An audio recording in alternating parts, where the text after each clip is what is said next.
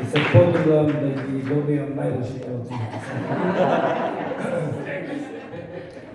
Не заборавам.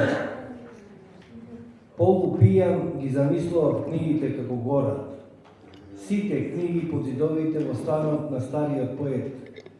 И сликите исто така како гора, освен сликата на конјот под виножитото. Збунетиот конј застанат како пред огледало и портретот на поетот во младите години.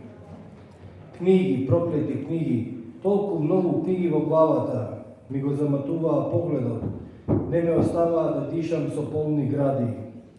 Го чувствував промашеното време, сета заблуда на литературата и безсмртноста. Мислевме дека нешто создаваме. Мислевме дека можеме да го запреме времето.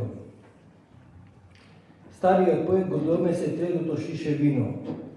Жедно отпив уште една чаша. Разликата во температурата беше забележлива. Последното шише, најладното. Најдоброто го имаше сочувано за крај. Навистина ли го мислиш тоа што го зборуваш? Многу си изменет, не можам да поверувам. Секогаш го зборувам она што го мислам. Обиди се да ја продадеш книгава, да одиме во некој град и да ја продадеме. Не е се за продажба, тажно рече стариот поет. Веќе не одговарам за оно што го зборувам. Виното почна да делува пропелтеншив.